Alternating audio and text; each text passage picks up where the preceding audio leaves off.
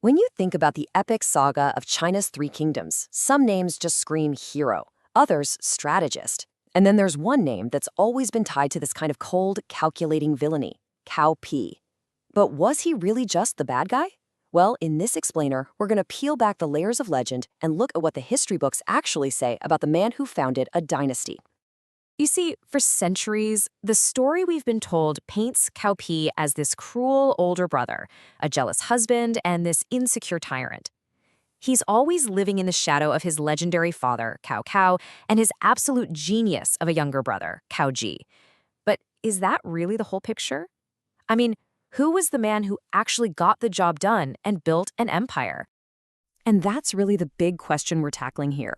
Was he the one-dimensional villain from the stories, or was he a celebrated poet and a groundbreaking literary critic in his own right? Or maybe, just maybe, was he something else entirely? A master politician who played the long game and won it all. This right here, this single piece of poetry, is pretty much ground zero for Cao Pi's terrible reputation. The legend is that he threatened his brother Cao Zhi with death unless he could compose a poem in just 7 steps. And what comes out is this heartbreaking masterpiece. Now here's the kicker. This story is almost certainly made up. It's fiction. But its emotional punch was so powerful that it's defined how people see Cao Pi for nearly 2,000 years. And his slide just lays it all out, doesn't it? On one side, you've got the mustache-twirling villain, but on the other, you have a person of incredible historical importance. A guy who built a state, an intellectual, the man who literally redrew the map of China. So how on earth did he pull it off? So while his dad Cao Cao definitely set the stage, it was Cao Pi who took that final massive step. He wasn't just some warlord's kid. He was the founding emperor of a whole new state, Cao Wei. And his very first big move was to end an entire era. 400 years. Just let that sink in for a second. The Han Dynasty was one of the greatest and longest lasting in all of Chinese history. And Cao Pi, he's the one who officially brought the curtain down. This wasn't just some smash-and-grab military coup. This was an act that took an unbelievable amount of political skill. So how do you end a 400-year-old dynasty without looking like a total tyrant? Simple. You put on a show, a brilliant piece of political theater. He never seized the throne. Oh no. He carefully arranged it so he looked like he was being forced to take it for the good of the people. This little dance, the 3 refusals, was so genius it basically became the playbook for how to change dynasties for centuries. But hold on, before he could even think about becoming emperor, he had to win the most dangerous battle of his entire life, the fight for succession against his own brother. And this wasn't a fight with swords and spears. It was a battle of wits, discipline, and pure political survival. And this table just breaks it down perfectly. You've got Cao Zhi, the rock star poet, the genius his father absolutely adored, but he was also reckless and undisciplined. And then you have Cao Pi. He knew he couldn't outright his brother, so he didn't even try. He played the politician. He was quiet, disciplined. He made friends with all the powerful government guys, and he just radiated stability. He basically just had to wait for his brilliant brother to mess up. And at the end of the day, it worked. Cao Cao was a pragmatist through and through. He chose the son he knew could actually run the country. Cao Pi had won his first and most important victory, not with flash, but with quiet, careful calculation. All right, so he gets the top job. What kind of emperor was he?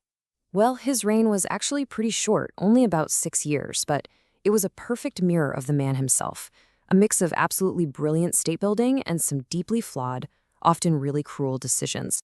His signature policy was this thing called the 9-rank system. And the key thing to get here is the gap between what he wanted it to do and what it actually did. His goal, super smart. He wanted to break the power of rich local families and put the central government, his government, in charge of all appointments. But the unintended consequence was a disaster.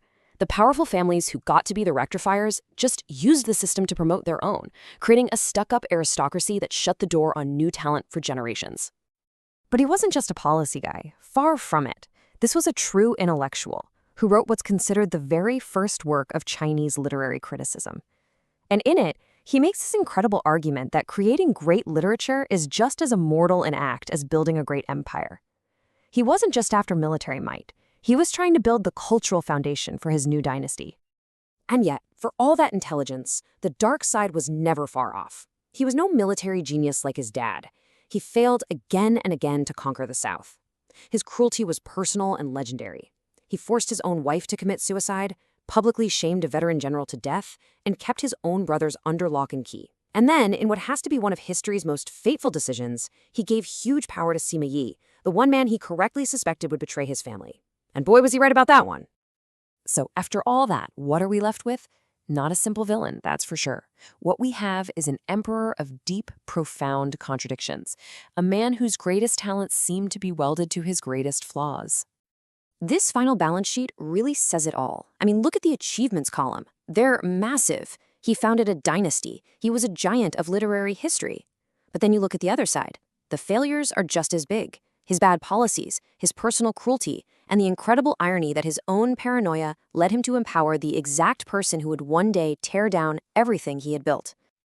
Which brings us right back to our central question. Cao Pi was a brilliant politician and a ruthless tyrant, a nation builder and a self-saboteur.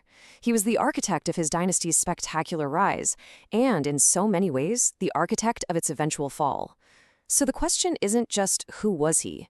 It's how should we judge a legacy that is equal parts creation and destruction?